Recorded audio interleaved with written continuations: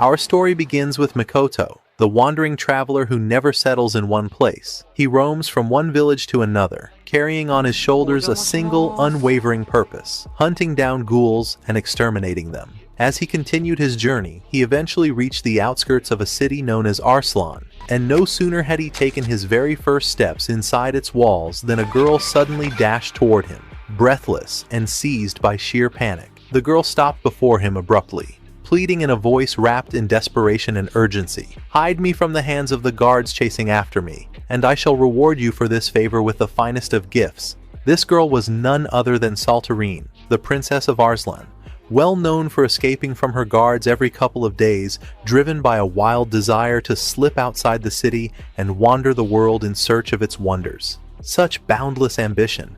Her constant escapes were nothing more than a desperate attempt to fulfill her dream of travel and freedom. It wasn't long before the guards arrived, searching for the runaway princess. They questioned Mikoto about her, but with sharp wit and calm composure, he hid Saltarine without revealing her whereabouts. The guards eventually left empty-handed, and once they were far enough, Saltarine emerged from her hiding spot with deep gratitude painted across her face. She thanked Mikoto for concealing her, and offered him a reward in the form of delicious food. She took him to a sweets shop and bought him a pie. What a stingy princess. After that, she gave him a tour of the city, and it was clear that the townsfolk adored Saltarine, and were fully accustomed to her constant attempts at escaping from the guards. To them, it was nothing unusual. After a while, they both returned to the palace, where Saltarine prepared dinner for Mikoto. She told him, "I've prepared dinner for you and brightened your mood. Now tell me a little about yourself and your adventures." For she longed to leave the town, finding it unbearably dull. Mikoto warned her that the world outside was dangerous and that she would get hurt. But Saltarine didn't believe him. Sadness welled up inside her, and she quietly said that it was getting late and she should sleep. Yet on the other side of the city, enormous hordes of ghouls had already gathered, preparing to invade and overrun the kingdom. The next morning, Mikoto and Saltarine were walking together when she confessed her urgent desire to accompany him on his travels. Mikoto replied with a stern warning, his tone leaving no room for negotiation. "This path is extremely difficult, and it may cost you your life." The instant Saltarine heard this firm caution, fear seeped into her heart, and she abandoned the thought that had been lingering in her mind. Meanwhile, one of the ghouls had made his way to the royal palace in secret, disguising himself as an ordinary citizen who wished to see the king for some trivial matter. Once he entered the throne room, he removed his hat, revealing massive horns that caused the king to recoil in terror. Trembling, the king asked, "Are you a ghoul?" The ghoul let out a horrifying, mocking laugh and answered with absolute confidence, "Exactly, and I am here to deliver a clear message. You will give us 30 victims every month, or I will wipe out your entire kingdom and everyone in it." The king shook violently from overwhelming fear, completely unsure of how to deal with such a disaster. One of the shocked soldiers attempted to threaten the ghoul, but in less than a single second, the ghoul struck him down and killed him effortlessly. The ghoul then turned back to the king and said coldly, "No, don't count this one among the 30 victims," before leaving the palace as if nothing had happened. As the ghoul exited the palace, he caught sight of Mikoto walking beside Saltarine. The ghoul's entire body trembled with fear, his expression twisting in absolute panic before he bolted away from the palace, eager to flee before Mikoto noticed him. But what was the secret behind such sudden terror? Mikoto caught a glimpse of the fleeing ghoul. The moment he turned his face toward him, his entire demeanor shifted. The gleam in his eyes vanished. His expression darkened with ominous intent, and his presence radiated an unsettling aura, as though he was about to unleash something catastrophic. Saltarine turned toward him to speak, only to find that he had already disappeared. Terrified and confused, Saltarine rushed toward the palace, drawn by the commotion and shouting echoing from within. Inside, the king was utterly lost, unable to decide how to respond to the impending calamity. The people were divided. Some demanded war and confrontation, while others believed they must offer sacrifices to avoid total destruction. When the king saw his daughter Saltarine, he sighed deeply and said, "I must confess something to you. Haven't you always asked to leave this country? Very well, I grant you permission now." Shocked, Saltarine asked with disbelief, "What is happening?" At that very moment, the soldiers' voices rose in alarm.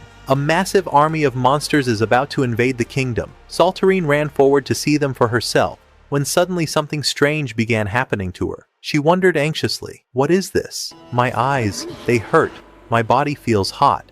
I must go to the front and observe." At the same time, the ghoul who fled earlier had reached his allies. When the enormous, hulking ghoul saw his terrified face, he asked in confusion, "What happened to you? Why has your face gone pale like this?" The fleeing ghoul replied in fear, "Do you remember when I told you about that man who destroyed my homeland and annihilated all the ghouls there?" The giant ghoul answered, "Yes, I remember that well." The fleeing ghoul then shouted, "He's here! We must cancel the plan and escape immediately." But the giant ghoul looked ahead calmly and pointed, asking, "Do you mean that one over there?" The fleeing ghoul turned, and upon seeing Mikoto, fear consumed him once again. Mikoto stood firmly in place, fully resolved to exterminate them all. The enormous ghoul felt an odd surge of excitement and roared in challenge. "Then come to me!" At that moment, Saltarine arrived and cried out to Mikoto, begging him to run away. But Mikoto glanced at her and said coolly, "I'm sorry, but I'm busy right now." The giant ghoul lunged at Mikoto, but in the blink of an eye, Mikoto had already severed his arm. The ghoul crashed to the ground, bleeding heavily and unable to move. Then Mikoto calmly tied his hair back, and with his eyes shifting into a terrifying new color, he charged at the remaining ghouls. One by one, he slaughtered them with overwhelming power. Saltarine stood frozen in shock and horror, witnessing the monstrous strength that Mikoto possessed. After finishing the battle, Mikoto decapitated the giant ghoul and spoke to him mockingly as he drew his last breaths. "And you're the last one. What is this strength you boast about? Where did it even come from?" Once he wiped them all out, Mikoto turned to Saltarine and said, "It's over." His face returned to normal, and he flashed her a victory sign with his fingers. Saltarine thought to herself, "He's supposed to be a hero for saving the kingdom. But must a hero really be this terrifying?" Before she could finish her thoughts, a dog appeared, carrying Mikoto's belongings as if telling him, "Let's go." Mikoto wiped the blood off himself and walked away from the city without hesitation. Saltarine tried to chase after him to stop him, but she couldn't move past the overwhelming number of corpses blocking her path. A full month had passed since that incident, and Saltarine was still confined within the walls of the city, haunted by a single persistent thought. What would have happened if I had decided to go with him back then? This question awakened a powerful resolve within her. Gathering all her strength, she went to the king, her father, and declared with unwavering determination, "I have made my decision.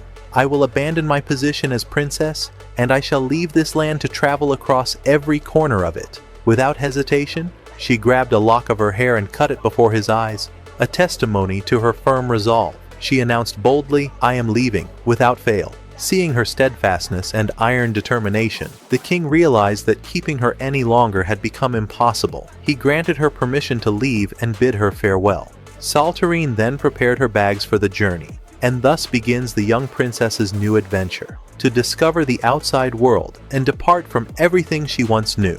As Saltarine set out on her journey, she was startled to find a strange creature lying on the ground, half human, half animal. Its appearance was astonishing enough to make her murmur to herself, "I should stay away from these strange and frightening things." She was about to walk away, but then she heard a faint squeaking sound coming from the creature's stomach, like the whimper of hunger. Moved by compassion, she decided to offer the creature a carrot to eat. She sat beside it, and the two exchanged a few words. Saltarine then discovered that this rabbit-like creature's name was Frau. Frau devoured the carrot with overwhelming joy, for after all, she was still a rabbit, completely unable to resist such delicious food. As they sat together, Saltarine pulled out a drawing of Mikoto and showed it to Frau, asking, "Have you seen this man before?" Frau stared at the drawing with blank, uncomprehending eyes before saying with almost painful honesty, "No, I haven't seen him." Saltarine replied, "Very well, I shall continue my journey now." But the moment she began to walk away, she found Frau following her, calling out, "I will travel with you. That is the price of the carrot." Saltarine responded dismissively, "Don't bother, leave me alone." But Frau warned her, traveling alone is extremely dangerous. In the end, Saltarine accepted the logic behind her words, and the two of them decided to travel together. They eventually arrived at a village and entered it. The villagers welcomed Saltarine warmly, but they immediately drove Frau away because of her half-animal appearance and unusual form. Here, Saltarine's noble heart shone through. She refused to enter alone and instead left with Frau outside the village gates. And if you think they gave up, you're mistaken. They returned once again, but this time, Frau wore a wide cloak that completely concealed her long ears, hoping no one would recognize her. They carefully sneaked back into the village, trying their best to avoid being noticed. But after only a short walk, the village chief caught them. Strangely enough, and due to Frau's disguise, he did not recognize her at all. I truly don't know how he failed to notice, my friend. Perhaps his mind was foggy, or exhaustion had taken its toll. The chief escorted them to his home to honor and welcome them. Saltarine sat eating with the man, while Frau was completely absorbed in munching on her carrots inside the room. After the meal, Saltarine questioned the chief with clear suspicion. Why all this excessive generosity and kindness toward us? Do you intend to make us your servants or what? The man replied calmly and sorrowfully, as though recalling a painful memory. No, my daughter, until just a few days ago, monsters plagued this village. They attacked us relentlessly and devoured our people mercilessly. He continued, but a lone traveler passed through our lands, slaughtered all those monsters, and saved the village from certain destruction. That is why our people now live in safety and peace. And of course, after witnessing the heroism of that wandering traveler, I decided that from now on, I would welcome every passerby who enters our village, said the village chief with his respectful tone, as he recounted the story to Saltarine about their savior. Here, Saltarine realized that this savior could only have been Mikoto, so she asked the chief about him. The kind man replied that Mikoto had already left, and that he did not know where he had gone afterward. Saltarine simply said, "Very well," then asked him why the villagers hated demi-humans so deeply. The chief answered clearly, because they are mindless beasts and they pose a great threat to humans. Saltarine replied, "Very well," and left him to go to her room to sleep. But before she closed her eyes, her conscience began tormenting her. After all, she had deceived this generous man by sneaking Frau into his home without telling him her true identity. Yet in the end, she decided to postpone this guilt until later. Saltarine slept, and the next morning she awoke to the terrified screams of the villagers shouting, "A monster! A monster is attacking the village!" She rushed toward the source of the cries, feeling something strange coursing through her body. She glanced at her hands and noticed her eyes shifting colors in a suspicious, unsettling way. She whispered to herself, "Something truly strange is happening to me." The monster cornered Saltarine, about to finish her off, until Frau intervened swiftly and smashed its skull. She then declared with proud sarcasm, "All that's left is the rooster to brag about fighting." At that moment, a squad of soldiers happened to be passing near the village and witnessed Frau's overwhelming strength. They were amazed, but the villagers, overcome with fear, saw nothing in Frau but a monster. Terrified, they ordered her to leave immediately. Saltarine tried to defend her companion, but all her attempts failed. Frau approached the kind man who had hosted them the previous night and said to him gratefully, "Thank you for the dinner." Then she left, and Saltarine left with her. As they continued on their way, the same group of soldiers who had witnessed Frau's strength suddenly appeared and arrested them both. Yes, both of them were taken to the kingdom of Remedal and thrown into prison to answer for what they had done. But moments later, Hawthorne entered the cell to free them. He told them that they were arrested because humans were not allowed to travel with demi-humans. Then he added that he knew the truth. He had seen Frau bravely defend Saltarine, and the village elder had thanked her. For that reason, he had come to release them. So why did he arrest them in the first place? Perhaps he was suffering from emotional emptiness. Both Saltarine and Frau felt extremely hungry, so they said to Hawthorne with strange logic, "Since you arrested us, you are responsible for getting us something to eat." Hawthorne smiled and replied, "Very well," then took them to the village to get them lunch. He warned them, "Lunch only, please. Don't ask me to join you for dinner as well." They assured him, "Don't worry." While they were walking down the street, a group of small children approached them. They turned to Hawthorne, assuming Saltarine was his lover, and said to him with laughter, "You really know how to choose, you fool. She's beautiful." Saltarine quickly snapped back in refusal. "His lover? Never! He's not my type at all." The children burst into laughter and ran off. Meanwhile, Frau wasn't paying attention to anything. They were too busy chomping on carrots. At the very same moment, two powerful ghouls arrived at the kingdom of Remedal, ready to begin their attack. The small girl was named Mickey, and the large ghoul was called Set. Mickey possessed the power of a cannon sealed within her eye, and she began concentrating her energy, preparing to destroy the gate. Mickey fired the cannon. Everything before her exploded violently, and all the people standing in front of Saltarine were instantly killed. After releasing that massive energy blast, Mickey's strength was completely drained, causing her to transform into a small child for 5 minutes. Set seized the opportunity to take over the kingdom alone and rushed toward everyone to slaughter them. Some desperate soldiers tried to stop Set's advance, but they were like fools pushing against a wall. Could they not see the size of this elephant? Set didn't give them long. Within moments, he slaughtered them and smashed their heads with brutal strikes. At that critical moment, Saltarine felt her body burning with fever, her eyes twisting into a terrifying form. She rushed toward the ghoul without thinking. Hawthorne tried to hold her back and stop her madness, but she couldn't hear a single word he said. Set saw her charging toward him and moved to attack her, but Frau leapt in to protect her, delivering a swift kick. Yet it didn't affect him in the slightest. That disgusting ghoul needed an entire army to handle him. Frau shouted at Hawthorne, "Take Saltarine and run! I'll take care of this!" Frau launched attack after attack against Set, all to no avail. At the same time, Hawthorne began evacuating the villagers from danger, but when he looked around, he found that Saltarine had vanished. Of course, we all know exactly where she had gone. At that moment, Frau was on the verge of death. Set had prepared a finishing blow meant to end her life, and Frau had nearly surrendered to her fate. But Saltarine's voice tore through the despair as she yelled, "Don't you dare give up, Frau!" These words gave Frau just enough strength to gather her remaining power and land a mighty strike on the ghoul, yet immediately after, she collapsed unconscious. Such is the expected outcome for anyone who takes Saltarine's advice during life and death situations. When Set saw Saltarine, he sneered mockingly, "You came again? Very well. Come and receive your punishment," and charged toward her to kill her. Saltarine felt her body grow hotter, her eyes shifting even more. Her condition had reached a catastrophic point. Set attacked her, yet in a single swift movement from Saltarine, his massive arm flew off. What a miracle. At last, this girl showed some usefulness. Elsewhere, Mickey, the second ghoul, sat under a tree outside the kingdom, waiting for her strength to return so she could launch another attack. Suddenly, Makoto appeared before her, saying in a chillingly calm voice, "Hello." The girl froze in shock. She hadn't sensed anyone behind her. Makoto sliced the tree in half with a single stroke and said, "Prepare yourself.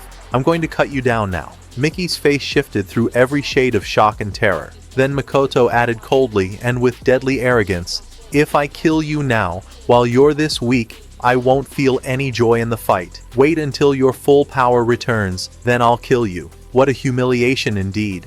Back to Saltarine, who was smiling with the confidence of a victor after severing Set's arm. But Set let out a loud, furious laugh and challenged her. "I'll kill you regardless." He charged forward, delivering a punch with all his strength. But Saltarine blocked it with a single hand, effortlessly. At this moment, Mickey's power was nearly restored, and she decided it was time to begin her battle with Makoto. The two stood face to face, ready for a decisive confrontation. Mickey unleashed the power of the ghoul eye within her, activating a new force called Sendo. Several glowing eyes appeared around her, and she sent one of them out to call for reinforcements. As for Set, after realizing that Saltarine was far stronger than him, he growled angrily, "Then I'll show you my cannon, fully charged." He gathered all his strength into his cannon, aiming to finish her in a single blast, and detonated the entire area, believing he had finally killed Saltarine. What an absolute fool. But Saltarine emerged from the cloud of smoke completely unharmed, as if nothing had happened at all. She gave him a faint smile, and then instantly ended his life with her sword. Set finally met his end, and the battle came to a close. Saltarine looked at him with wide eyes, but she could not remain standing for long. She collapsed immediately from exhaustion. Meanwhile, Mickey heard the explosion caused by Set before his death and exclaimed, surprised, "What was that sound? Did Set use his cannon? Who could he be fighting in there?" Suddenly, Makoto said to her coldly, "Focus on me," and sliced her in half. Yet it was only an illusion. Mickey was still alive and preparing to face him. Makoto dominated the battle, and in one move, he destroyed all of Mickey's eyes at once. Shocked by his overwhelming strength, she asked helplessly, "How are you this incredibly powerful?" Makoto replied with blatant mockery, "You're weak. Then he added with even sharper ridicule, "You have nothing left now except your cannon. Don't worry, I won't run."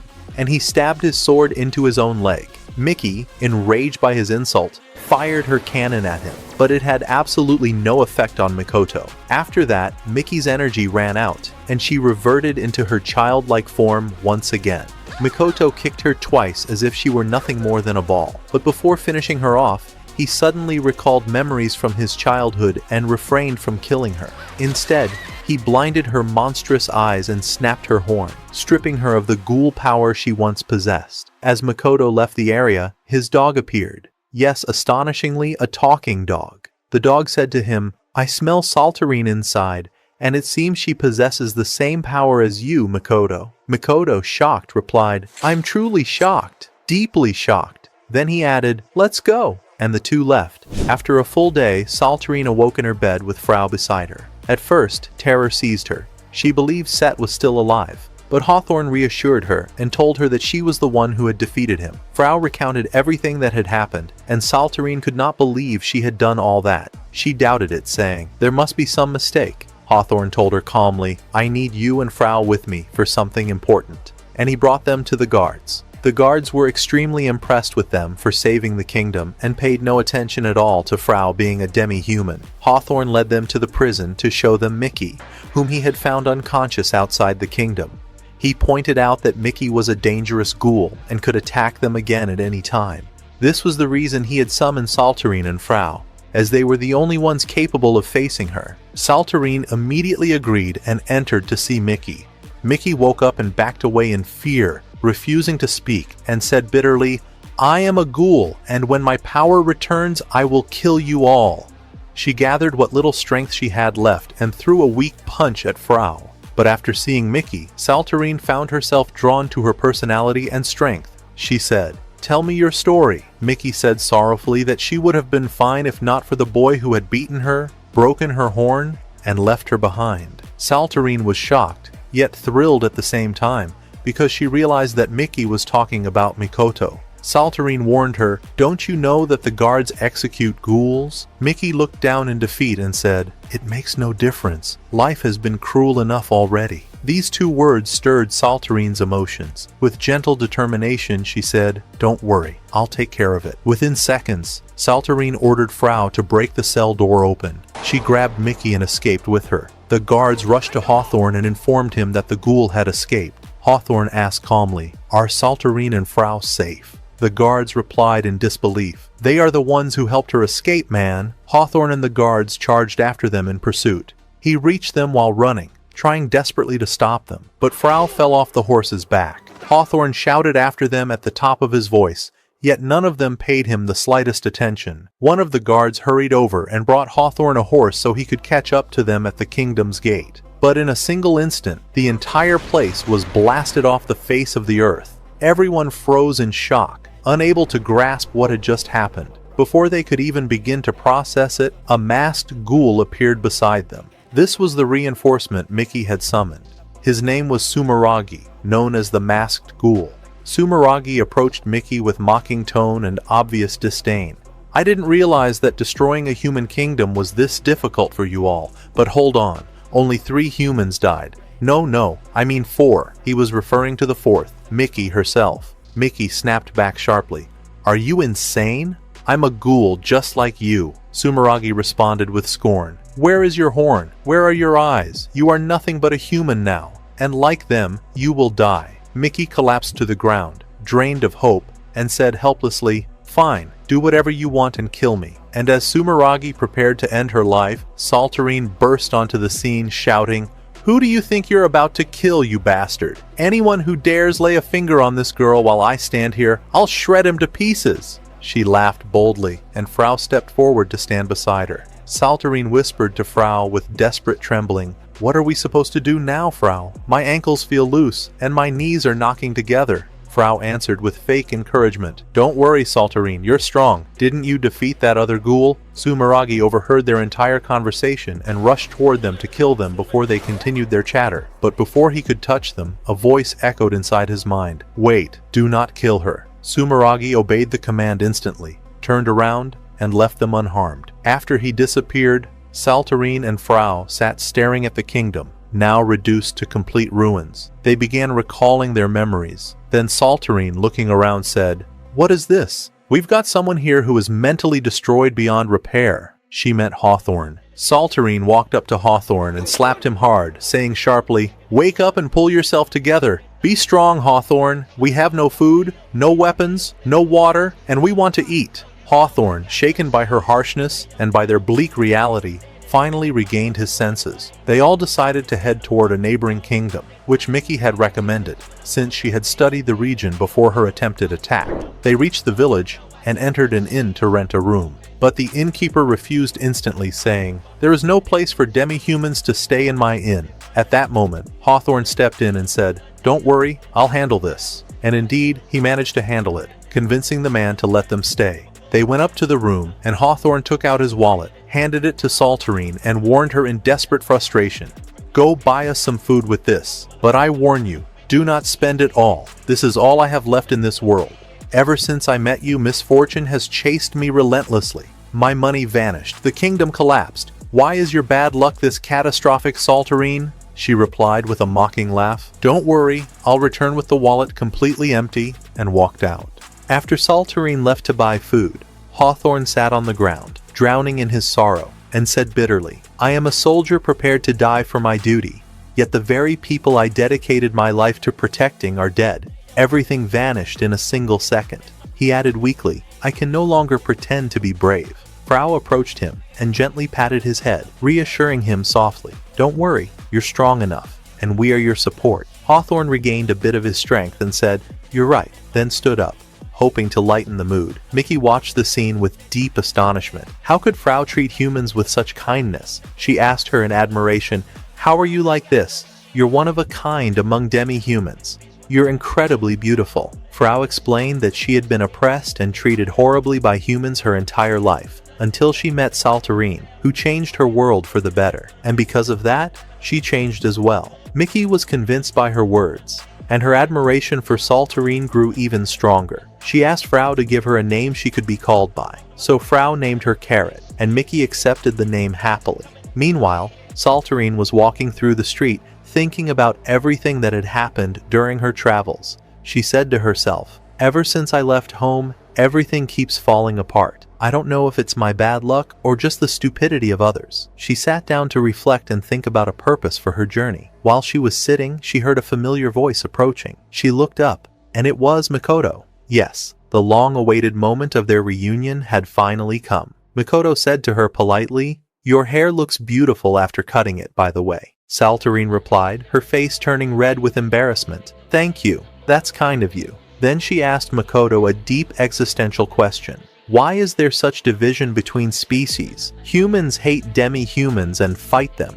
Ghouls hate humans and kill them. Why is the world like this? Makoto offered her a theory that sounded harsh. Imagine a demi-human kills a child's mother right in front of him. That child grows up with hatred burning in his heart. If that child kills the demi-human who killed his mother, no one would blame him. But would the hatred stop there? Of course not. He will keep killing all of them until the very last one. Then he finished coldly. Just a theory, of course. Saltarine stood there thinking deeply about his words, then declared, "I've made my decision and found the purpose of my journey. I will try to unite all species and stop the conflict between everyone." Makoto warned her, "The path will be filled with the worst impurities and hardships." But Saltarine answered with steady resolve, "I can endure a little pain." She then asked Makoto to travel with her, but he refused, saying, "I prefer the ease of traveling alone." She simply replied, "All right," and Makoto continued on his way. As he walked, his dog said to him, "She's still looking at you. Why don't you look back at her, man?" Makoto answered, "If I look back, it'll be like telling her, I want to go with you, and I don't want that." Elsewhere, a man named Sumeragi, the same man who had stopped Sumeragi from attacking Saltarine, was confronting the masked ghoul. Sumeragi asked him, "Why did you stop me? I was about to finish her." Sumeragi replied sternly, "I saved you. You have no idea how strong she is. She would have killed you." Sumeragi asked him, "And who told you to stop me?" Sumeragi answered bluntly, "You'll find out soon. It seems the matter involves major conspiracies." At that moment, the scene returned to Hawthorne, who noticed a small child approaching him. The child walked up to him and asked, "Are you still alive?" Then hugged him. The boy began telling his story. He had been guarding the library as usual when a woman suddenly emerged, looked at him with a terrifying gaze, and then he found himself transported into the forest. Filled with fear, he wandered until he reached the city. Hawthorne realized from the boy's account that the one who saved him was the forest witch. When Saltarine heard the word witch, she said to Hawthorne with excitement, "We have to go thank her, or do you want to deny her kindness, soldier?" Of course, she didn't care about the soldier or the kindness. She just wanted to meet the witch. Everyone rested for the night, preparing to visit her in the morning. But Carrot slipped away secretly in the middle of the night and met with Sumeragi, who offered to restore her ghoul powers, on the condition that she provide him with enough information about Saltarine. She hesitated in confusion, torn between fear and loyalty, but the fear he instilled in her eventually pushed her to accept his vague conditions.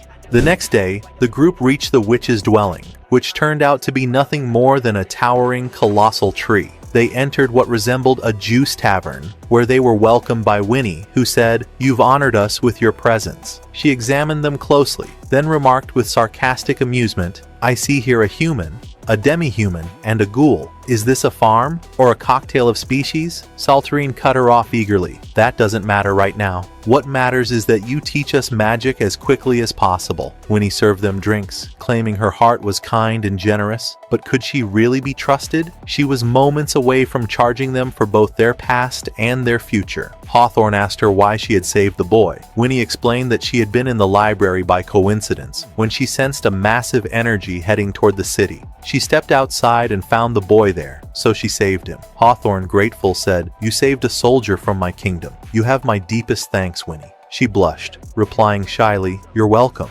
Saltarine asked her about magic and spells, and Winnie replied that there were many types, offensive and defensive. Saltarine said quickly, "Then teach me anything." When Hawthorne asked her why, Saltarine explained that since the beginning of her journey, she was neither good at sword fighting like him, nor physically strong like Frau, and she needed a way to defend herself and her friends. Frau, believing in her, said, "You're strong, Saltarine. You're the one who defeated Set."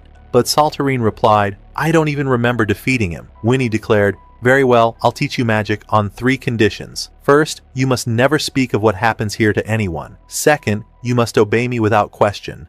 And third, you must pay me $1 million in cash." Saltarine was shocked and exclaimed, "A million what? I can barely afford my meals. How am I supposed to pay that?" Winnie, softening her stance, said, "Fine. Considering your situation, I'll accept all the money you're carrying with you." Saltarine stared at Hawthorne, who said straightforwardly, "I'm not giving you anything." She pleaded, "Hawthorne, am I more important, or is the money?" Replied coldly, "The money, obviously." Disheartened, Saltarine asked Hawthorne to teach her swordsmanship instead. Although the connection between the two things was questionable, perhaps it was simply the limit of their miserable budget. They went outside, and Hawthorne handed her a stick to attack him with. Saltarine lunged at him with all her strength, but Hawthorne blocked her strike effortlessly. Meanwhile, Carrot remembered Sumeragi's words, "Look at them through your Sendo eye." And when she did, she saw that Saltarine possessed enormous magical energy. Shock overwhelmed her at the magnitude of what she discovered. The day passed, and the group prepared to leave, but Winnie reminded them that it had gotten late and invited them to spend the night in her tavern. They all happily accepted, except for Hawthorne, whom Winnie called over to show him something privately. After drinking 2 glasses, Winnie was about to go to sleep when Frau entered. It became clear from their conversation that they had known each other for a long time. Winnie scolded her, "I haven't seen you in 3 years, my friend. You changed your form, abandoned your power, and now you're living like a human-like creature." Frau replied simply, "Yes." Frau asked Winnie to teach Saltarine magic. Winnie answered, "The requests of a friend are commands, but you will pay the million as well. Take your time collecting it. I'm in no rush." Frau happily agreed. They ended their conversation, and Winnie served Frau a refreshing carrot juice, something to calm the bones of your rabbit side. The next day, Winnie began teaching Saltarine the basics of magic, and Saltarine was overjoyed. But Winnie made her run with Frau until she was out of breath, then had her practice sword fighting with Hawthorne. Saltarine protested, "Where's the magic in all of this?" Winnie glared at her sternly and said, "Rule number 2, you follow orders without discussion." Saltarine obeyed, removed her jacket, and continued training with Hawthorne. He told her, "Don't worry, I won't lay a hand on you." But as she attacked him, Hawthorne suddenly remembered what he had seen the night before. Winnie had shown him a vision of Saltarine killing Set, and told him that anyone with such overwhelming energy is called a monster. Hawthorne replied to her, "But this girl has a kind heart." Winnie challenged him, "I want to see how you handle her." Back to the fight. Saltarine fainted, and Hawthorne dropped her to the ground. He said, "This is one of the basics of swordsmanship. Knocking you down with my leg." Winnie watched them, murmuring, "You gave birth to a good boy, Moria. Hawthorne, protect Saltarine just as your grandfather protected my grandmother." Damn it. Can you believe she's her granddaughter? Suddenly, two figures appeared, one from the lizard folk and the other from the elf race. They came to Winnie, seeking her help in eliminating a sealed ghoul in the forest. She took them inside and asked for details. They explained that a ghoul had destroyed a neighboring kingdom 2 days ago, and as judges of their land, it was their duty to protect it. Winnie agreed to go with them to break the seal, but on one condition. Saltarine and her friends had to come along. They reached the location, and Winnie began breaking the seal placed on the ghoul. Saltarine tried talking to her, but the lizard man snapped sharply, "She is working. Stay back. Enough of your meddling." Saltarine chatted casually with the lizard man, and Frau and Mickey observed that she truly made no distinction between species. Meanwhile, Hawthorne approached the elf captain and asked about his soldiers. He hadn't seen them during the battle. The captain told him that elves specialized in shooting arrows and were hiding among the trees. Hawthorne exploded angrily. "So you intend to sacrifice the lizard folk while your army hides in the trees?" Saltarine heard this and joined the argument, shouting at the elf captain, "How disgusting your words are!" The captain was stunned. Saltarine shouted again, "How can you be such a coward? Be a man! Stop acting like a child!" Before Saltarine could finish, a ghoul dressed in priestess robes appeared, Milia. Everyone was shocked. They had expected the sealed ghoul, not her. Milia noticed Mickey and assumed she had betrayed the ghouls and sided with the others. She said, "I will destroy you." Saltarine heard her and shouted, "I'm the one who dragged her here. If you want to blame anyone, blame me." Milia, furious, removed her hat. "I truly don't understand why they wear hats if they're just going to remove them anyway." She attacked them with her hair, but Frau blocked the strike. Elsewhere, Sumeragi and Sumeragi were the masterminds behind all these problems. Sumeragi had sent Milia to test Saltarine's strength and that of the sealed ghoul. Sumeragi saw Mikoto passing by and said joyfully, "Good, I'm hungry. I'll go have him for lunch." Sumeragi replied regretfully, "Poor thing. He should have passed by at another time." Before Sumeragi could finish speaking, Mikoto had already launched Sumeragi's head into the air. Mikoto said to Sumeragi, "He approached me suddenly, so I didn't know what to do except end it with one strike. Was I supposed to pretend to struggle while killing him?" Sumeragi was stunned and asked, "Who are you? How are you this powerful?" Mikoto replied with lethal calm, "I am the one who will wipe out all ghouls." The scene returned to Saltarine and her group, as the sealed ghoul had joined the battle, an enormous tree-like monster. Hawthorne devised a new plan to defeat the gigantic ghoul. He asked Winnie whether she possessed enough power to bring it down,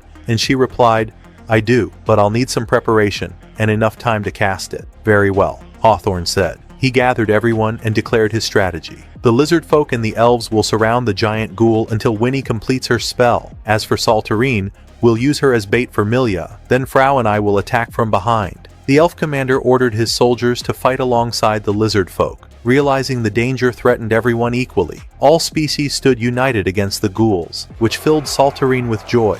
She was witnessing unity between different races. But then she heard Mickey from behind saying, "Look! Everyone is united to kill the ghoul! What a joyful sight! For humans, that is!" Saltarine shouted at the top of her voice, calling out to everyone, "Let's form an alliance among us now!" Everyone heard her cry and wondered in disbelief, "Has this girl gone insane?" The tree ghoul wrapped its branches around Saltarine, squeezing her tightly, and said, "Alliance? You're truly an ignorant human. Don't you know that ghouls are born from hatred toward humans? The mere idea of an alliance makes my stomach hurt," as if it had a stomach anyway. The tree ghoul squeezed her harder, adding, "Say alliance again, while you're in my grip." Frau tried saving her, but Milia's ghoul stopped her. Anger overwhelmed Saltarine. Her eyes transformed, and she broke the tree's trunk, shouting, "I'll teach you some manners." Winnie rushed toward her and asked, "Are you all right, Saltarine?" Saltarine replied calmly, "Don't worry, I'm starting to control this power." Meanwhile, after defeating Sumeragi, Makoto tried to kill Sumeragi, but Sumeragi grabbed his sword and said, "Let's talk this out peacefully." Makoto was extremely excited, and things looked ready to escalate. Back to Saltarine, who now glared at Milya's ghoul with murderous intent. The tree ghoul said to her, "Your power is the exact opposite of ghoul energy. That means your existence is a pure mistake." Saltarine was shocked by this truth about herself. The tree ghoul continued, "If you want to create an alliance between us, then kill yourself right here and now." Winnie intervened, shouting, "Don't believe him! He's saying this because he's afraid of you." Saltarine asked her, "Do I really possess the power to kill all ghouls?" Winnie answered calmly, "Yes, all right," Saltarine said decisively. She shouted again, calling out to the tree ghoul and Milya, "I offered you an alliance earlier and you refused. Now I cancel that request. I am commanding you to ally with us, or I will wipe you out this instant." Milya became furious and tied Saltarine with her hair, saying, "I've let you chatter long enough." Saltarine laughed, cut off her hair, and charged forward, landing a punch that knocked Milya to the ground. A wicked smile appeared on Milya's face. The tree ghoul said to Saltarine, "You were laughing just now, weren't you? You must enjoy fighting." "I too used to enjoy killing humans like you, Saltarine." Saltarine shot back sharply. "Don't compare yourself to me. I'm not like you. I'm human, and I have feelings." The tree ghoul answered, "Now it's my turn to enjoy myself." But before the fight could begin, he added, "I'll get rid of that useless girl beside you." Saltarine said, "She's not a ghoul like you." The tree ghoul replied, "Maybe she's from my kind, but if she keeps embarrassing herself like this, death is better than life for her." Enraged, Saltarine leapt forward to protect the hair ghoul from his attack and shouted, "I'll end you right now!" Saltarine charged at the massive tree ghoul with all her strength and with a single blow obliterated him from the face of the earth. Thus, Saltarine defeated the ghouls for the second time. Her energy was completely drained and exhaustion was written all over her face. Winnie said to her, "You protected the forest and all of us here." Everyone thanked her for her heroic deed, and Saltarine was overjoyed, right before fainting. But Hawthorne noticed that Milya had escaped during the night. That night, all the races celebrated together while Saltarine slept. Mickey sent one of her eyes to inform Sumeragi of what happened, only to find him standing beside Sumeragi's decapitated body. She asked in disbelief, "Who did this to him?" Sumeragi replied, "Mikoto." Mickey was shocked that Sumeragi had survived, and he told her that he managed to negotiate with Makoto, a negotiation that ended with establishing peace between humans and ghouls. Meanwhile, Mikoto's dog said to him, "This is the first time you've trusted a ghoul. Are you sure about what you've done?" Mikoto answered, "I didn't trust him. My trust lies only in Saltarine." Saltarine awoke and headed to the tavern, where she saw all the races sitting together discussing things peacefully. She watched them with overwhelming joy, pure happiness at its peak. Winnie came to her and said, "Engrave this scene in your memory. It will give you positive strength later." Saltarine replied, "All right." The celebration ended, and the lizard folk commander and the elf returned to the forest. Saltarine sat down and said sadly, "I must leave this place. I shouldn't stay in one location for too long." She continued deeply, "Someone out there is watching my power and testing it. Everywhere I go, misfortune follows. I should travel alone, so no one else gets hurt because of me." Hawthorne looked at her and said, "Alone? What nonsense is that? We're sticking with you no matter what. Right, Frau?" Frau replied, "Of course." Saltarine told them, "But you might get hurt because of me." They responded with firm resolve, "It doesn't matter, as long as we're with our friend." Saltarine was filled with joy, and tears flowed down her cheeks. The next day, everyone prepared to leave and bid farewell to Winnie. She told them, "My door will always be open if you ever wish to return." They continued their journey toward another town. Passed through the gate, the guards warned them that a vampire was in the area, attacking beautiful girls. Saltarine grew anxious and asked them to camp elsewhere. But Hawthorne replied sarcastically, "Beautiful girls, Saltarine. I'm sure he doesn't mean you." He got exactly what he deserved. They entered the city, and hatred was clearly visible in the humans' eyes toward Frau. It was obvious that demi-humans were severely oppressed in this place. Mickey grew furious and said to Saltarine, "Use your power and punish these humans for mocking Frau." But Saltarine refused. "I can't use my power against humans." Mickey became deeply upset and saddened. They reached the hotel to rent a room, but Frau quickly left with Mickey to buy something to cover her ears so she could stay with them. On their way, Frau spotted carrots and couldn't resist. She went to buy some, but the human treated her terribly. After selling them, he threw the money on the ground and forced her to pick it up herself. Mickey witnessed the entire scene. Rage filled her, and she became deeply disgusted by humans. Meanwhile, Saltarine and Hawthorne had reached the room and prepared their things. Hawthorne said to her with worry, "I'm afraid for Mickey. I don't want her to do something she'll regret later. She's with Frau now, and she's witnessing human oppression firsthand. I'm scared of how she'll react." Saltarine responded immediately, "All right, I'll go bring them back." Mickey sat talking to Frau, saying, "Why don't you fight humans after everything they do to you?" Frau replied, "In the past, I did fight and struggle, but now, I only feel at peace when I'm with people like Saltarine." Mickey stood up and said in a sorrowful voice, "I thought Saltarine was different from other humans, but she disappointed my expectations. She has great power, yet she doesn't use it to help her friends against humans." She left Frau and walked away, filled with despair. As she walked, she heard people talking about a vampire, and she realized it was a ghoul, one of her own kind. She climbed to a high place and looked with her eyes. You might ask, how can she still use her eyes after losing her power? She retains a very faint fragment of her ghoul energy and uses it for whatever little she can. Mickey saw where the vampire was and went to him. She met him and told him what Saltarine had done, how she defeated Set and the tree ghoul with a single blow. The ghoul, whose name was Kokichi, grew excited and said, "Very well, I'll kill her then." But Mickey said, "No, I don't want you to kill her. I want you to wipe out everyone in this town." Kokichi answered mockingly, "And am I supposed to slaughter the entire town and spare your friends?" Mickey was terrified. She wanted to say yes, but fear stole the words from her tongue. At that moment, Frau entered and said to Mickey, "Don't push yourself so hard, Mickey." It was obvious that Frau had searched a long time for her until her feet were exhausted. Kokichi glanced at Frau and said, "So you're the demi-human everyone keeps talking about. I'll leave you two for now, so I can finish off Saltarine first." Frau stopped him, shouting, "Where do you think you're going?" The ghoul grew angry, and things were about to explode. At that moment, Saltarine's eyes had transformed, and she was rushing toward the ghoul's location. Frau tried to fight Kokichi, but his superiority was obvious. He grabbed Frau, lifted her, and said, "It's time for you to die." He sank his fangs into her, unleashing his ghoul power through them, and the entire upper half of Frau's body was blown apart. Saltarine arrived and saw the horrifying scene right before her eyes. Fury consumed her. She gathered every last fragment of her strength and struck Kokichi with a powerful punch, making blood spout from his mouth. The ghoul tried to attack her again with his explosive blood, but it was useless. Saltarine said to him, "Ghoul power doesn't affect me, and I don't hold a grudge against your kind, but you are an exception.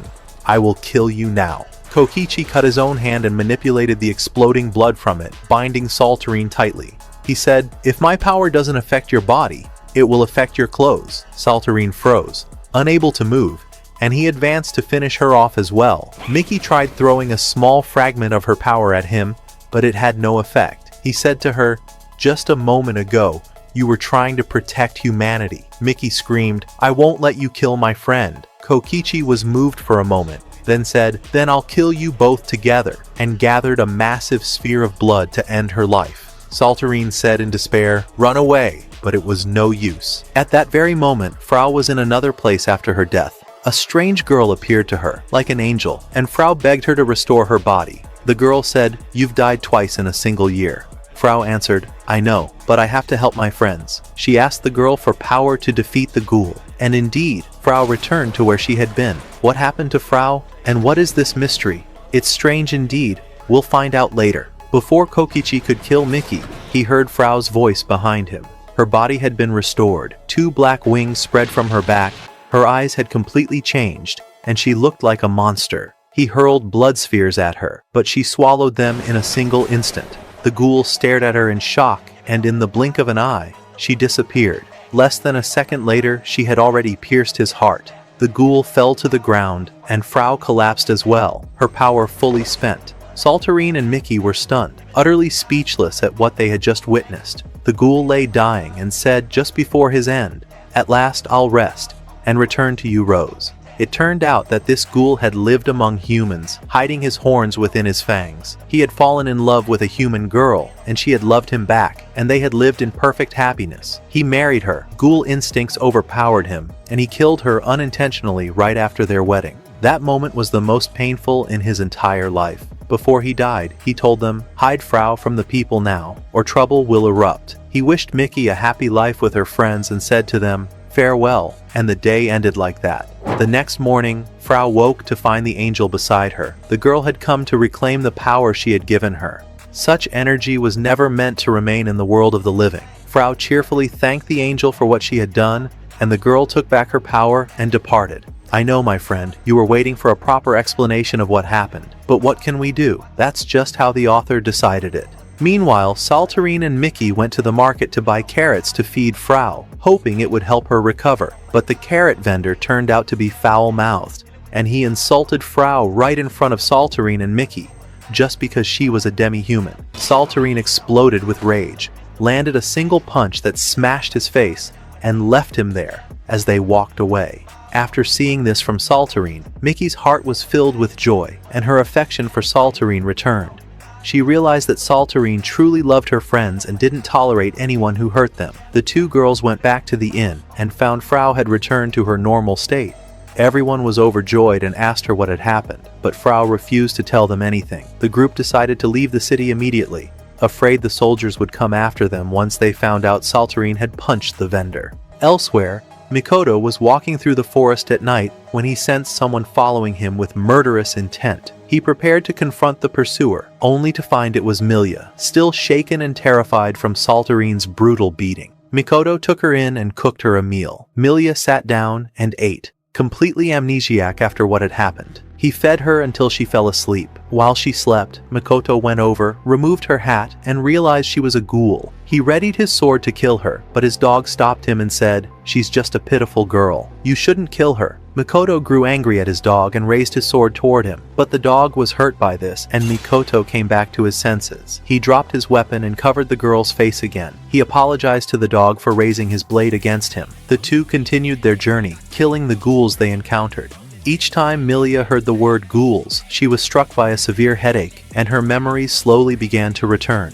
Mikoto took her along, leading her toward the neighboring town. On the way, they were confronted by a ghoul who had come specifically to kill Milia, accusing her of abandoning the tree ghoul and running away from the battle when she should have died at his side. Mikoto told the ghoul, "She's just a priestess who's lost her memory." The ghoul raged and shouted at Milia, and with his shouting, all of her memories came crashing back.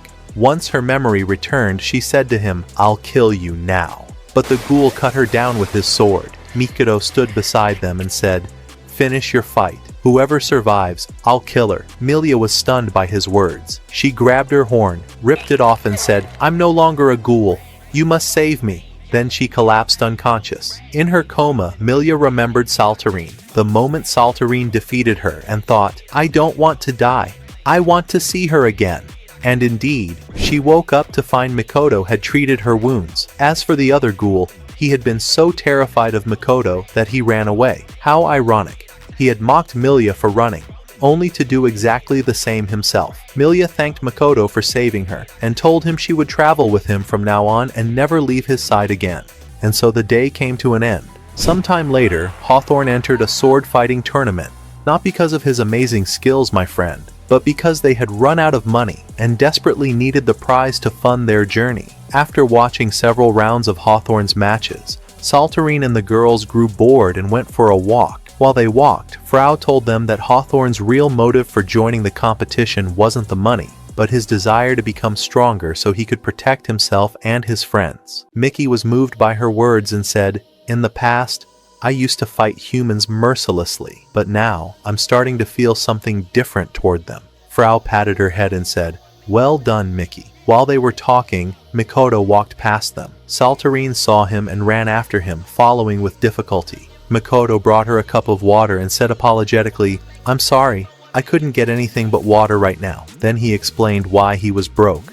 Milia spent all my money on food recently, and I demanded she pay her own expenses. That's why she decided to enter the tournament and win the entire prize herself. Everyone is financially doomed now, my friend. Meanwhile, the ghoul who fled from Mikoto arrived before Sumeragi, apologizing. I'm sorry, I couldn't kill him. Sumeragi replied, I know you ran from him once you realized he was stronger than you. Didn't I tell you I observe everything? At that moment, a little girl appeared, a child with ghoul features. She approached the ghoul and said, "Carry me." The ghoul was confused, but Sumeragi introduced her as the masked ghoul, the one who created Samenk. Realizing her importance, the ghoul lifted her onto his back.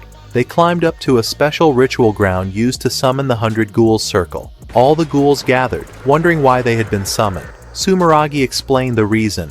The number of ghouls has drastically decreased recently because of a single human named Mikoto. The ghouls became furious, refusing to believe it. But the old ghoul confirmed Sumeragi's words, saying, "He killed a corpse of ghouls right in front of me." "Oh dear, you're still alive? I thought you died at the start." Then a small boy appeared and said to Sumeragi, "Why are you scaring us? We must unite and kill him." Sumeragi pulled out Samenk's severed head and told them that Mikoto defeated him with a single strike despite his strength. This deeply affected Todoroki, who was a ghoul himself. Sumeragi continued his lies. "I know you used to love Miki, but I don't want to shock you. Mikoto killed her as well. Brutally. He crushed her eyes and broke her horn." Todoroki was devastated, then furious. He shouted, "I will kill Mikoto myself!" And he rushed toward the city where Mikoto was located. All the ghouls wished Todoroki luck, and the meeting ended. I still don't know why that damn Sumeragi won't stop lying. After the meeting, Josie went to Samenk, returned his mask to him, and told Sumeragi she agreed to help him with his plan to form an alliance with the humans.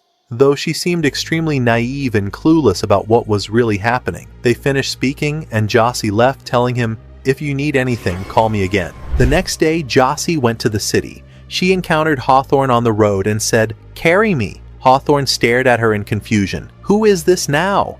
He approached her and said, "Are you lost, little one?" She replied, "I am Josie, Queen of Masks, and I am searching for Sumeragi." Hawthorne answered sarcastically, "Well, I'm the king of jokes. Nice to meet you. Anyway, I have a tournament now and I'm busy. But fine, I'll take you to your precious Sumeragi." He escorted her to Sumeragi, and the two acted as if they had never met before. Sumeragi remained suspicious and unclear in his intentions. He then requested that Josie cheer for Hawthorne during the competition, since he brought her safely. She agreed, and Hawthorne left. When Hawthorne reached the tournament, he found Josie cheering for him from the stands. His excitement ignited, and he resolved to crush anyone who stood in his way. Meanwhile, Saltarine was standing outside the competition area because the cheering noise annoyed her. Then Sumeragi appeared before her to speak with her.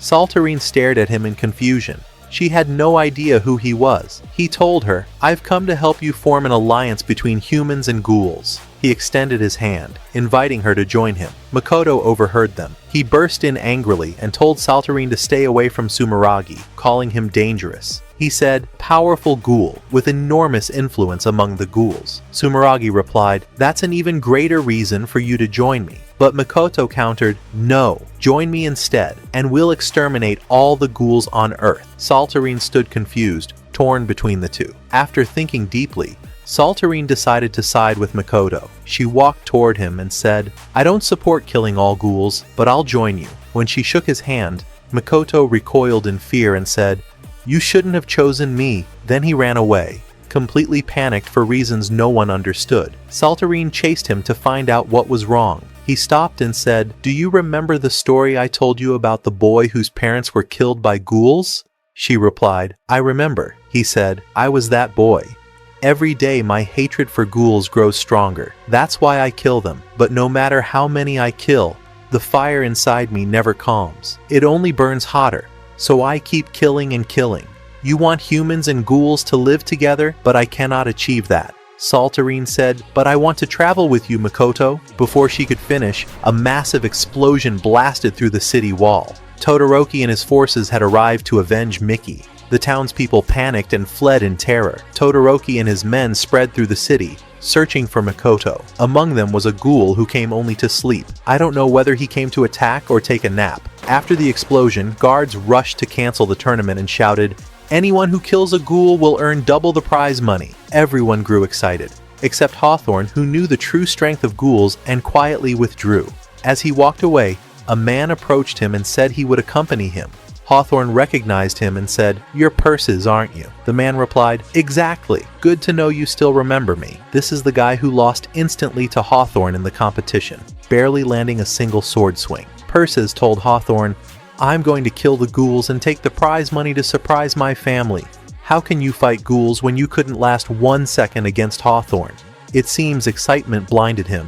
But before he could move an inch, lightning struck him, and Persis died instantly right in front of Hawthorne. "Farewell, foolish man." After Persis was struck down, Todoroki appeared, staring in disbelief. "I was planning to kill both of you, but that giant fool took the entire hit by himself." "Prepare to die, Makoto." Hawthorne stepped forward, answering without hesitation. "I don't know who this Makoto is that you're talking about, but after killing Persis, I won't let you walk away." At the same moment, Mickey and Frau heard the thunderous roar echoing outside. Mickey released one of her remaining eyes to scout the area, quickly discovering the incoming demons, Todoroki among them, heading straight toward Hawthorne to finish him. Meanwhile, Saltarine heard the explosion from afar. Makoto was seconds away from charging out to slaughter every demon he could find, and Saltarine couldn't shake the suspicion forming in her mind. Could this be Sumeragi's plan? Before she could finish the thought, Sumeragi appeared behind her. Saltarine snapped, "Isn't this a demon attack? Aren't you the one who wants peace between humans and demons?" Sumeragi smirked. "Correct, but I'm not in the mood to speak with the girl who didn't choose me. Still, I'll tell you this much. 4 demons are tearing the city apart. The strongest, Todoroki, went straight to kill your weakest companion.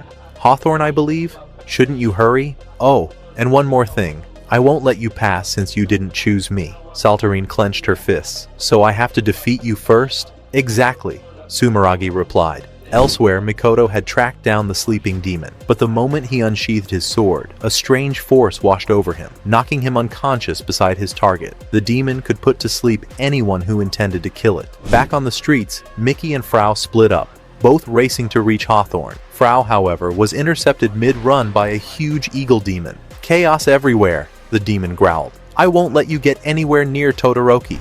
At the same time, Saltarine launched herself at Sumeragi with full strength, achieving absolutely nothing. Mickey, on her own path, ran into a tall demon with long ears. "What are you all doing here? What did humans ever do for you to attack?" she demanded. The demon froze. You're alive? We came to avenge your death, to kill the one who ended you." Mickey blinked. "Avenge me? I'm literally standing right here," the demon insisted. "You don't understand anything." "Todoroki!" The demon clearly couldn't express the full truth. Todoroki cared deeply about her. Mickey interrupted him. "Since I'm alive, will you stop the attack?" The demon grinned. "If you stay alive, maybe." But he lunged, aiming straight for her heart. On Hawthorne's side, Todoroki launched a violent storm of lightning. Hawthorne parried the strikes using only his battered sword, dodging left and right with desperate footwork. Then Hawthorne made his move. "It's time," he whispered, before abruptly running away. Todoroki roared, "After all that talk, you run? I'll tear you apart."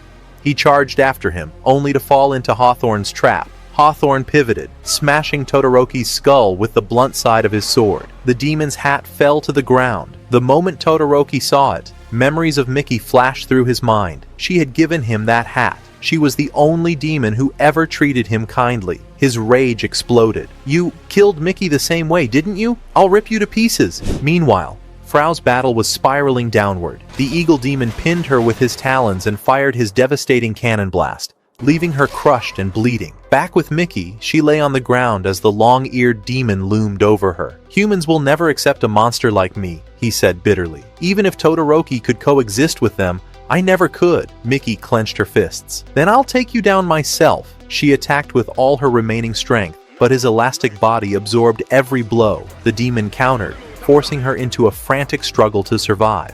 Todoroki, at the height of his fury, summoned his full demonic form, a monstrous avatar towering above the city. He gathered an immense lightning cannon meant to erase Hawthorne from existence. Hawthorne whispered to himself, "Looks like I'm dying today, but at least I can buy time until my friends arrive." He sprinted towards certain death. And then, a hand appeared from nowhere, blocking the lightning completely. Winnie. She stood between them effortlessly, the lightning crackling against her palm like raindrops. Everyone froze. Winnie stepped toward Hawthorne and handed him a glowing blade. I saw you fighting with a wooden stick earlier. Take this, a real weapon, one that can cut anything. Lightning, demon flesh, anything. The sword pulsed in Hawthorne's hand, alive with power. Todoroki laughed. A joke. You expect that to help him? He created a sword of pure lightning and charged. Hawthorne met him head-on and split the lightning in half. Driven past the limit, Todoroki prepared his final, terrifying cannon. Hawthorne felt fear creep into his bones, but Winnie's whispered voice echoed in his mind. Hold the sword with faith, and you can win. Todoroki unleashed the attack. Hawthorne slashed and shattered the cannon in a single strike. The blade carved deep into Todoroki, sending him collapsing in defeat. Hawthorne had won. Meanwhile, Frau's body trembled violently as she lay dying, but the fragment of angelic power Atra left within her reawakened. Her limbs blackened, wings of shadow spread behind her. Frau rose like a monster reincarnated. In a blur of movement, she severed the eagle demon's wing, then his head. The battle was over. Exhausted, emptied of all power, Frau collapsed beside the corpse. Returning to Mickey, she was still completely helpless against the stretching demon. Its elastic body made her attacks useless. But suddenly, a plan formed in her mind. She sprinted as fast as she could toward the city wall, forcing the demon to chase her. The demon threw a massive punch at her, but she dodged it at the last moment. His entire arm got stuck inside the wall. Perfect. Mickey pretended she was about to fire a demon cannon at him. The demon froze in terror. Of course, Mickey didn't actually have the power to fire a cannon. She just wanted to scare him. She then gathered the last spark of strength she had, struck the demon with all her force, and slammed him into the wall. Because the stone barrier was behind him, his body couldn't stretch. And he was defeated by Mickey as well. But after the win, Mickey's eyes dimmed with sorrow. The demon had admitted his fear, that he was too ugly for anyone, human or demon, to befriend. Unlike Todoroki, who looked more human and still had hope, the stretching demon believed he had no one.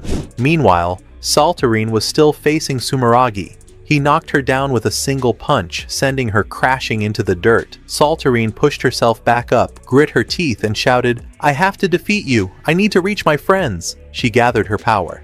I'll force my way through if I have to. Suddenly, Sumeragi raised his hand casually. Fine, I surrender. Go on. Catch up to them at your own pace. Saltarine blinked in confusion, but she accepted his retreat, desperate to join her companions. Before she left, she turned back. Once I fix the situation with Makoto, I'll be the one to extend my hand to you for cooperation. Sumeragi smiled faintly and nodded. But when Saltarine finally arrived at the battlefield, every fight had already ended. Everyone was safe, and she was late to everything. The next morning, Mickey woke Todoroki after his wounds had been treated. Welcome back, she said softly. Todoroki opened his eyes slowly, thinking he had died, because Mickey was right beside him. But she told him she was alive, and so was he. Todoroki burst into tears, overwhelmed with joy. A scene so touching, even the birds would cry. Nearby, Saltarine sat with Hawthorne, discussing the events of the previous night. She still couldn't understand how Hawthorne managed to defeat someone like Todoroki on his own. Hawthorne explained everything, including Winnie's role. Saltarine was thrilled that Winnie was still watching over them. Just then, Winnie told the group about their next destination, Ligedia, a town where humans, demons, demi-humans, and every race lived together without discrimination. Everyone agreed instantly, excited for a place with true equality. The next day, Winnie said her goodbyes and cast a teleportation spell to return to the forest, promised she would visit them again. After she vanished, Saltarine approached Todoroki and invited him to join her journey. She was determined to form an alliance between humans and demons. Todoroki hesitated, but eventually agreed. However, he insisted he would travel alone, not with the group.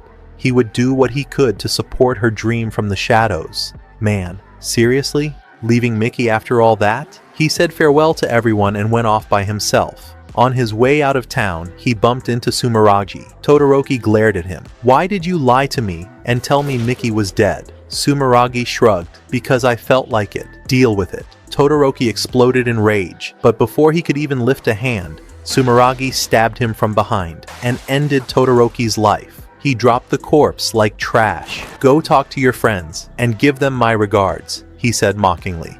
referring to the dead friends waiting on the other side. Then he announced his next destination, Lijadia, and walked away. After the battle ended, Milia hurried to find Mikoto to wake him from the sleep spell cast by the sleeping demon. While Mikoto slept, the memories of his past resurfaced. To understand Mikoto's past, his story must be told from the beginning. Long ago, an elderly man lived with his wife in a quiet village. One day, the husband went out hunting, and the wife went to wash clothes by the river. As she scrubbed the laundry, she noticed something floating downstream, a giant peach-shaped boat drifting toward her. Inside it was a baby. She took the child home, and the couple raised him as their own, naming him Mikoto. When Mikoto grew up, he left home to search for his real parents and to discover why he had been abandoned in the river. On his journey, he encountered a dog on the roadside.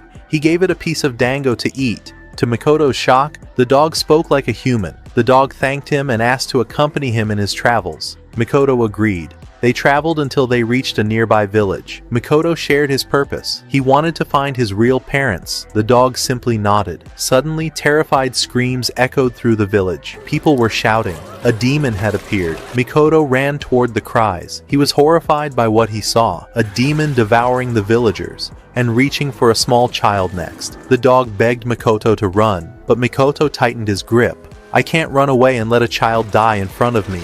He shouted at the demon to stop.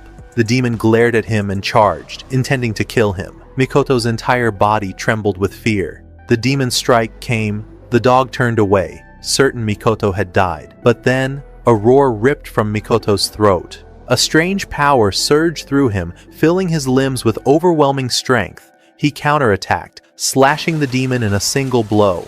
Everyone was astonished. The people celebrated him as a hero. In that moment, Mikoto's eyes changed, a heart-shaped gleam appearing within them.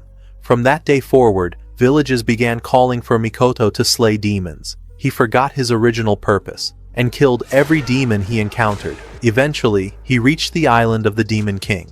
He defeated him and severed his arm. The Demon King swore one thing: "Since you defeated me, the demons will never gather against humans again. But beware, Mikoto. The Kishi will come for you." Mikoto pretended to be calm, but fear settled in his heart. Seeking safety, he built himself a home deep in the forest. He trained and waited for the promised Kishi. A life of crushing loneliness followed. One night, a demon came to him, not to fight, but to beg.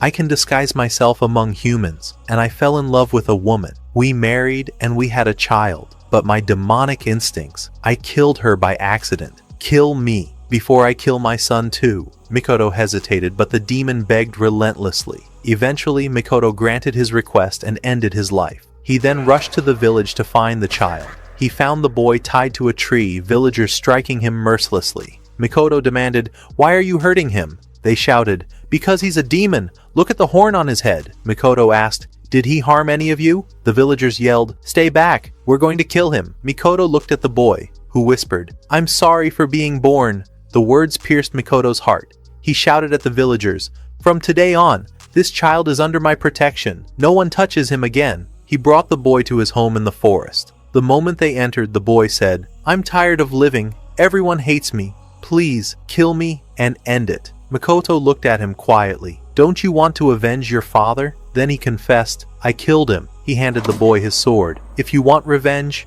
kill me." The boy remembered his father smiling at him. He swung the sword, but it couldn't harm Mikoto. Demon power had no effect on Mikoto's body. Mikoto said, "You're weak now. You can't kill me yet. I'll raise you until the day you're strong enough to cut me down." The boy glared, "I will kill you and avenge my father," then turned away and went to sleep. After the boy left the room, the dog approached Mikoto and asked quietly, "Why didn't you tell him the truth? Why didn't you tell him his father asked you to kill him?" Mikoto lowered his gaze. "That boy has suffered enough. He lost his family, and the people treated him worse than a monster. His entire life has been filled with hatred." He clenched his fist. "I want all that hatred to be directed at me, and me alone." What a heartbreaking sacrifice. But the boy wasn't asleep. He had heard every word exchanged between Mikoto and the dog. From that day on, the two lived together. Mikoto no longer felt the crushing loneliness that had filled his life before. But peace never lasts long, because the Kishi had finally arrived, and he was here to kill Mikoto.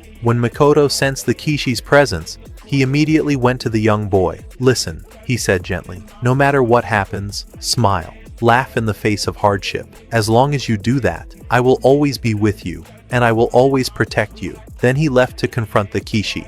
The fight was brutal. The Kishi sliced off Makoto's arm, then his leg. Makoto was barely holding on, yet he refused to fall. With the last of his strength, he gripped his sword between his teeth and slashed the Kishi across the face, but his energy drained completely, and he collapsed on the ground, unable to move. Meanwhile, the boy had managed to escape the dog's attempts to stop him. He followed the scent and reached the battlefield, only to find Makoto lying in a pool of blood. Makoto smiled faintly. "So, you came after all?" The boy knelt beside him, trembling. "What did he do to you?" Makoto whispered. "Your journey begins now. You must learn to accept yourself, or you will never be able to walk beside others." The boy sobbed. "Life has no meaning without you." Makoto reached out with the last spark of his strength. "As long as you laugh, you will find me beside you, and I will protect you." At that moment, Makoto's power flowed into the boy's body. The Kishi ignited his full strength and detonated the area, intending to kill them both. But as the dust settled, the boy walked through the explosion, holding Makoto's sword. The demonic power from his blood fused with the power Makoto had given him, and in a flash he severed the Kishi's arm. Before the Kishi could speak another word, the boy's horn grew larger, sharper, and he slashed the Kishi clean in half. In that moment, the boy made his decision. He would take the name Makoto, and he would devote his life to hunting down every demon that had twisted this world with destruction. A new resolve was born, a new Makoto was born, and so, the anime ends. We don't know when the next season will be released, but the moment it drops, we'll recap it immediately. Don't forget to subscribe to the channel. See you next time.